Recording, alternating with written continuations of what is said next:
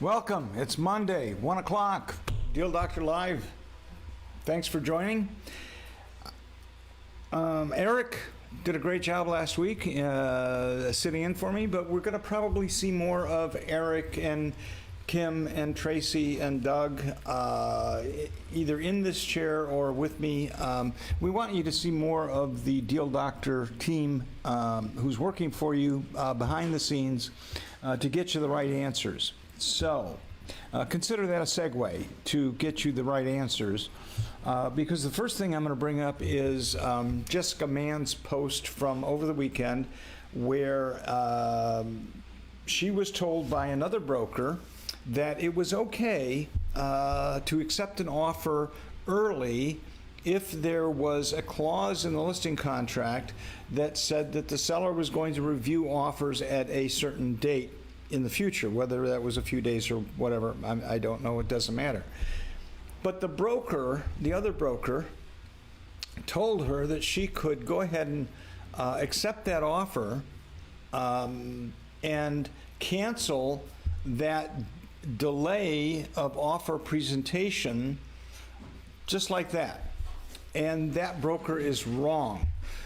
Doing that will put you in the crosshairs of the grievance committee at your MLS. So that's the first thing I want to talk about, is to always be careful when another broker is giving you advice. That the first thing you should do is call your Deal Doctor team, and we will I'm going to call it broker support team, because there are 5 of us who are working to get you the right answers.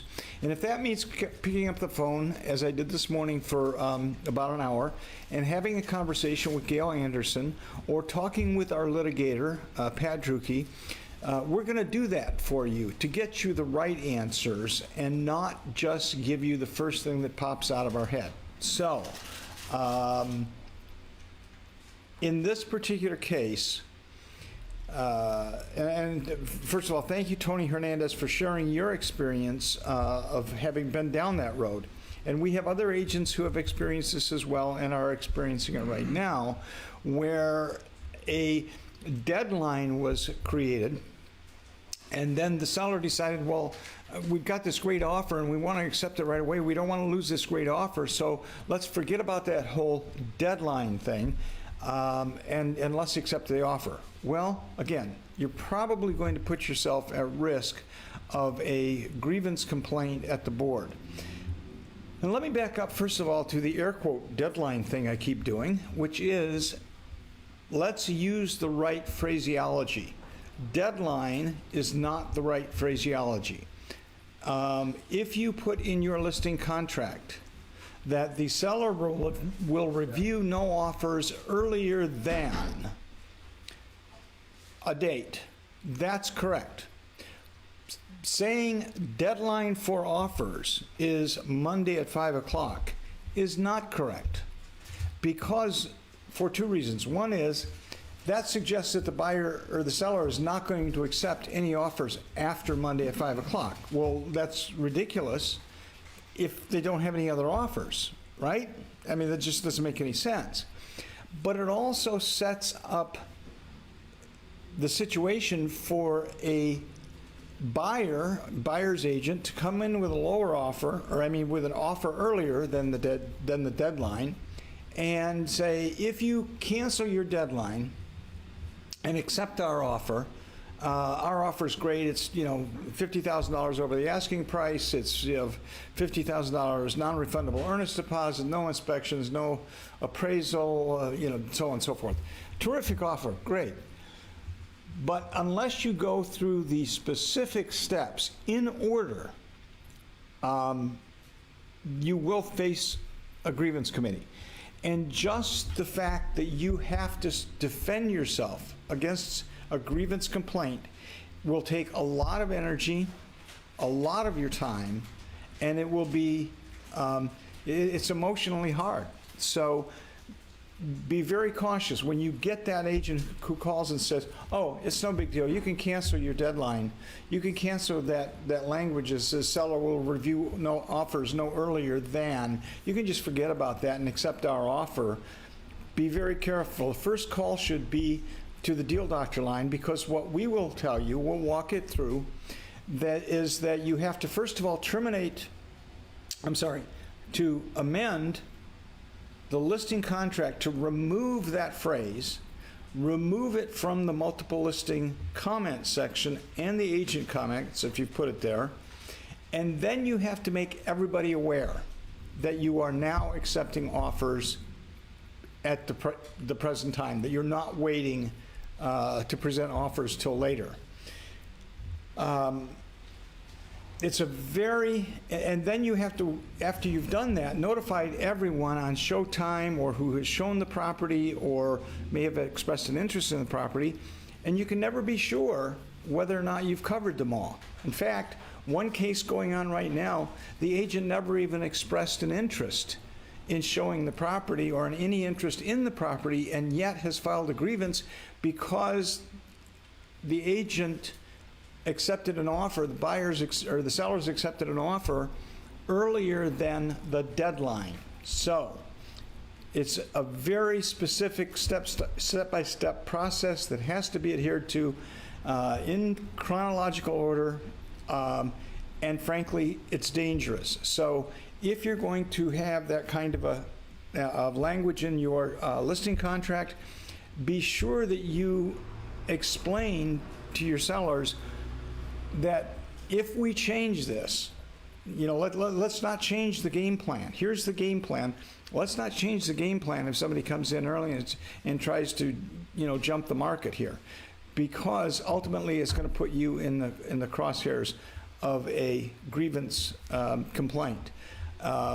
It's still their right to change their mind, but if they do that, then you better call Eric or me or one of the support team to understand exactly the process that you have to go through in order to do it, and then ultimately defend yourself and be able to prove that you went through this process to the grievance committee when you get a grievance filed against you. So, moving on. One of the things we have run into recently is agents calling us with questions about the purchase agreement that they're using. And again, we encourage you all to read and understand the purchase agreement that you're using. There are different purchase agreements, and each of them has their own peculiarities. So we can't make broad statements about inspection paragraphs, for example. And I'll give you a couple of examples. For example, we know that the Grand Rapids Association of Realtors and WMLAR use the West Michigan Regional Purchase Agreement. And in that purchase agreement, it allows that if a buyer submits a proposal within the 10-day inspection window, that the seller has the right to terminate the contract immediately. If you submit a proposal as a buyer's agent for your buyer, signed by your buyer on an addendum form, the seller has the right to terminate the contract according to the West Michigan Regional Purchase Agreement. Now, guess what? The TAR agreement is not the same. The TAR agreement says, if I can remember it correctly, it says that once a buyer submits a proposal in writing in addendum form and signed, that purchase agreement is terminated unless the seller signs it or the buyer rescinds that proposal prior to their 10-day inspection period ending, or whatever period of time that inspection period is. GCAR is different still, and Kim or Eric may want to correct me on this one, but my understanding is that with GCAR, the seller does not have the right to kick the buyer to the curb if the buyer submits a proposal in writing on an addendum regarding repairs. The seller can ignore it, seller can refuse it, but ultimately it then goes back to the buyer, and the buyer has to make a decision whether or not they are going to move forward with the transaction or they're not, or they're going to terminate, and they have a specific period of time to do that.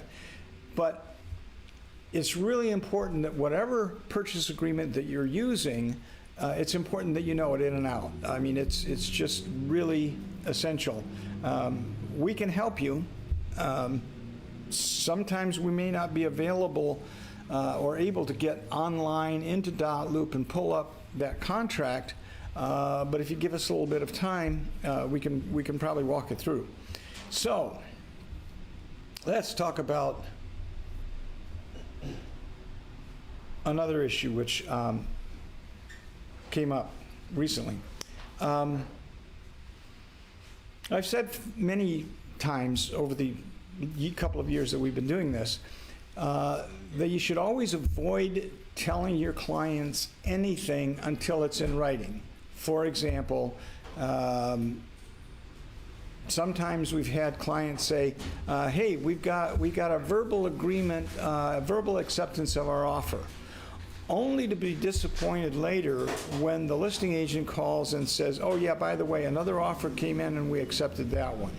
Now you have to go back to your buyer and explain that what you told them was, well, it was based on the verbal, and that's really not Michigan law according to the Michigan statute of frauds.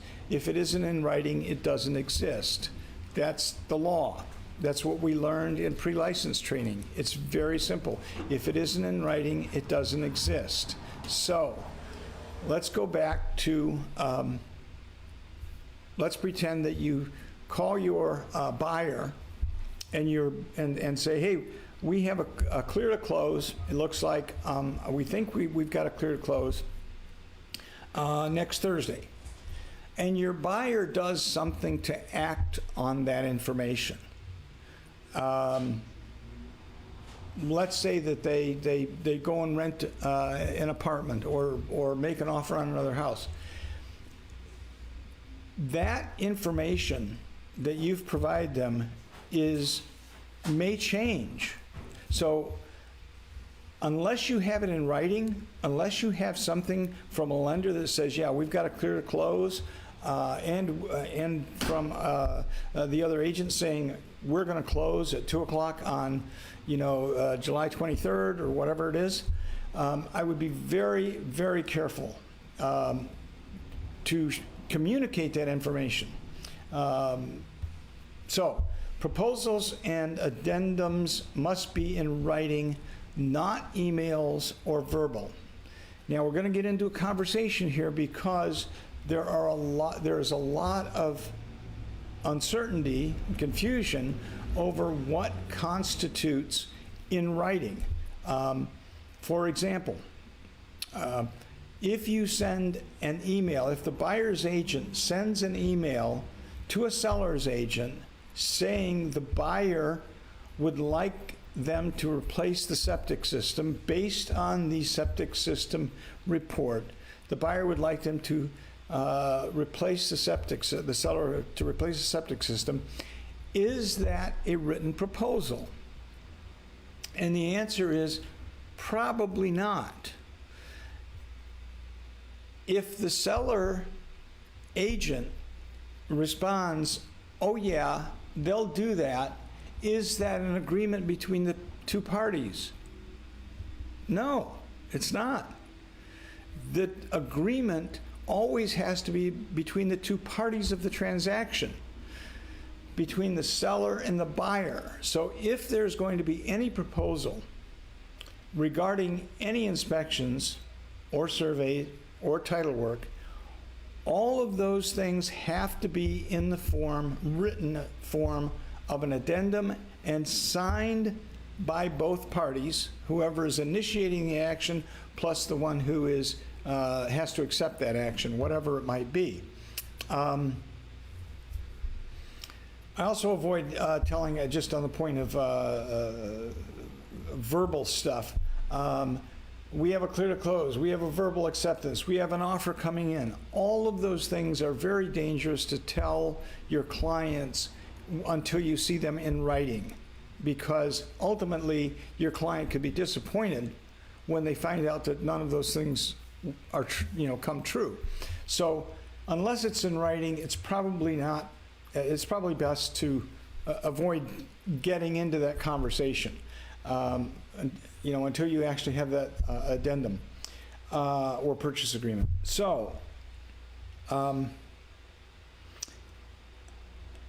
let's go back to that well and septic inspection situation.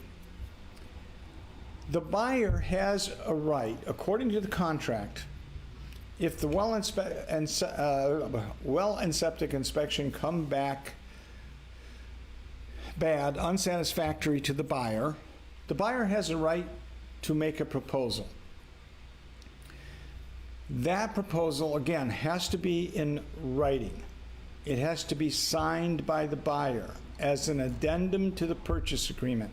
It cannot simply be a conversation between the two agents. That is not binding. It is not enforceable. Now, the question becomes, what if they decide that they want to terminate the offer? If they want to simply say, you know what, I'm out. Based on the inspections, I'm within my inspection period. I'm within my inspection period regarding the well and septic, whatever. Does an email constitute viable, enforceable termination of the offer? And the answer is maybe. It depends on who's wearing the black robe that day. Now, that should be a hint that if you leave it out that unclear, if you leave it that unidentified, then the likelihood is it's going to end up in court, and it's going to be decided by someone wearing a black robe. So the best way, best practices, is that you would identify that in an addendum. Write out what is being agreed to, whether it is the buyer's right to unilaterally terminate the contract based on inspections, based on an unsatisfactory well and septic inspection, and so on. Spell it out, have the buyer sign it, and send it over so that you have documentation and timestamp and so on about when that document went over to the listing agent, and likewise when the listing agent responded in whatever manner. But doing it by email and doing it text or verbally is going to leave it open to having it contested by in court. So I know we have had other circumstances, other instances just over this past weekend where there was not an addendum which identified what was going to happen between these two parties, between the seller and buyer, on the purchase agreement or an addendum to the purchase agreement. And now there's some question as to how it's going to be resolved. And generally, when there are questions about how it's going to be resolved, it will very often involve lawyers and lawsuits. So this may sound like a broken record that I've said this before, but it's still happening, so we need to say it again. When you have anything involved with your contract, with your purchase agreement, make sure you get it in writing and signed by all parties so that you can move forward. Let's see, what else do we have? Anything else to add today? The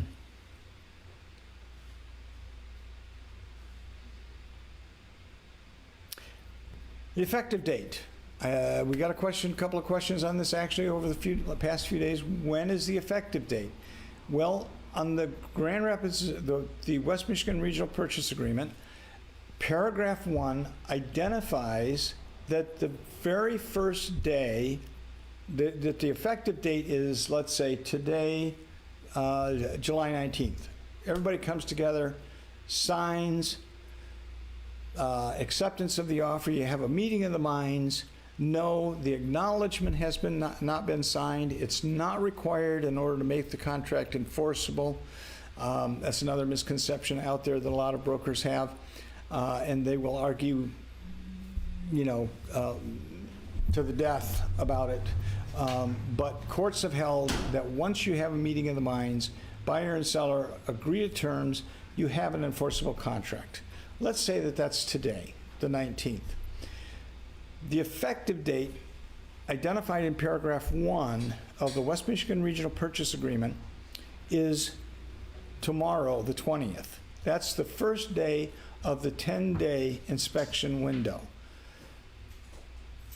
It is counted by days, full days, not partial days. So if, for example, the effective date was at 3 o'clock today, you don't go out and count 10 days from now at 3 o'clock.